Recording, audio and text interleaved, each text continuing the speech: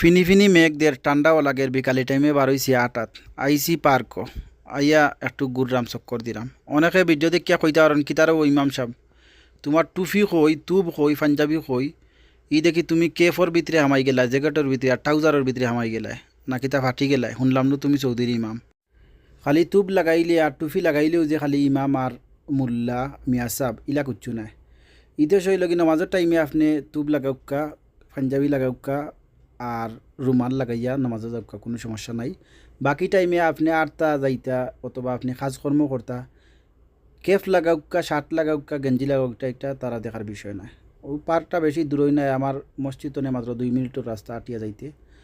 তো আমরার দেশে তো মনে হরক্কা যদি জোর নামাজের বাদে যদি ইমাম সাহেব বারণ একটা কেপ পিন্দিয়া একটা ট্রাউজার পিন্দিয়া মোটামুটি আসর নামাজের আগে আগে ইমাম বিদায়। অপরাধ কিতা কোনো অপরাধ নাই। অপরাধ হইলে আপনি কেফ আর ট্রাউজার লাগাইয়া শার্ট লাগাইয়া বার হয়ে গেছেন, এর লাগে আপনার বিদায় যাক্কাগি।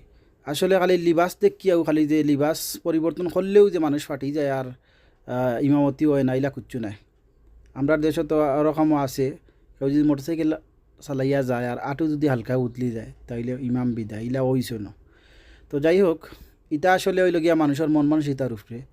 তো এইরকম যেরকম আমরা আট রামিনো আইয়া এই দেশও ইলা যদি আটি আমরা সৌদিত না আই আমরা যদি বাংলাদেশও আটি আর ইলা ইমামতি করি তে উপায় নাই। উপায় নাই চার দোকানও বইয়া আর রাস্তাত গোল মিটিং করবা মুখর ফুয়াই তো বা অগু ইমাম বা এত ট্রাউজার লাগাইয়া চক্কর দে কেফ লাগাইয়া চক্কর দে ইগু ফাটি গেছ। অগুরে মসজিদ তনে বিদায় দেওয়ার দরকার, আর নাইলে ইগুর পিছনে নমাজও পড়তো না। এই হইল গিয়া আমরার দেশের মানুষের নিয়ত আর ইমান।